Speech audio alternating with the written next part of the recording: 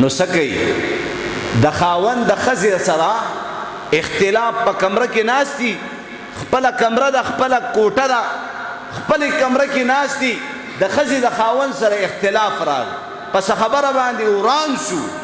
نو الله رسول فرمایي دا ورانېدل، دا اختلاف به ستا د کمرې د دروازې پورې، په دې خبره پوه شئ، دا اختلاف دا به د کمرې د دروازې پورې، یعنی دا جنگ جګړه چې کوم د ښځې خاوند په منځ کې راله، دا به بهر کور ته نه وباسئ چې ستا پلار هم د دې نه خبر شي، یعنی د دې جینۍ خواښې سخر یا ستا پلار ستا مور سارونه ستا د دې اختلاف نه خبر شي. نو دا خپل ځان په خپله باندې سپکول دي. ستاسو د 15 منټو د 20 منټو یا د 1 غنټې اختلاف ټول عمر دپاره په تا باندې زما عزتمندو داغ ولګي، ویره د دې پلانکي د ښځې سره کور وران دی چې اوس به څه چل شوی، چې اوس به کور جوړ شوی که نه به یې جوړ شوی. دا وجه څه ده؟ 2 میاشتې پس 2 میاشتې بعد 1 کال بعد بیا هم خلک دا خبره کوي چې د دې پلانکي موږ هلته میلمانه او د پلانکي د خپلې ښځې سره جنګ راغلی و چې اوس به یې خپلې ښځې سره هغه ژوند جوړ شوی که نه اوس به یې اختلاف وي. هغه همقه سوچ کوي او د دې د 20 منټو جګړه وه، خو زما عزتمندو د کمرې نه بهر هغه غوبل راویستو.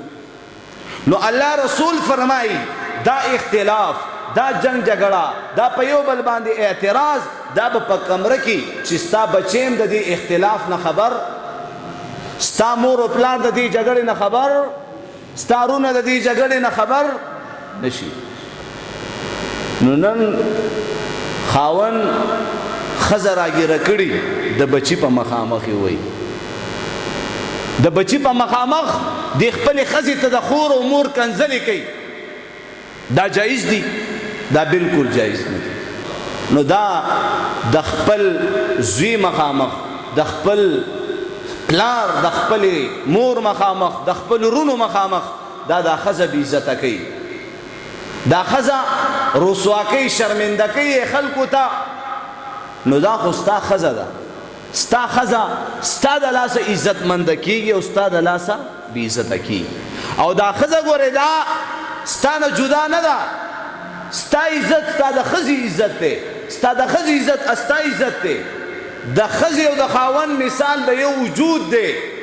نو چې ښځې پسې خبره کې، ښځه شرمنده کې، ښځه رسوا کې او هر ځای کې لګیای، نو دا ته خپل ځان پسې خبرې کې.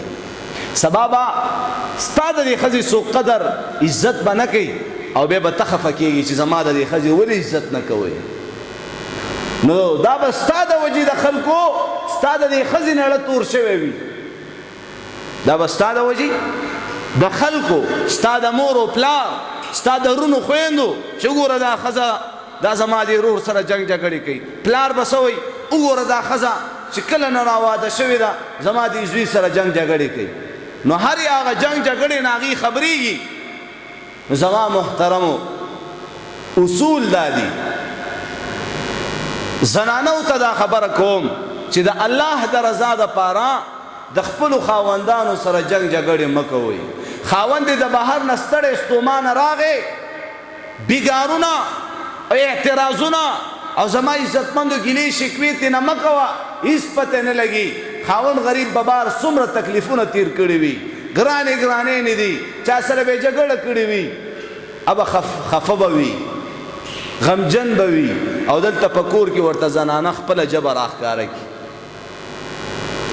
نو په ایمان ووایه بیا خو خاوند دی سړی دی، نو سړی خو د ښځې په مقابله کې زمری، او بیا د ښځې اعتراض او د ښځې ګیلې شکوې دا په دې سړي باندې دومره غلط اثر کوي چې زما عزتمندو وړه خبرې لوی جنګ ترې نه جوړ شي.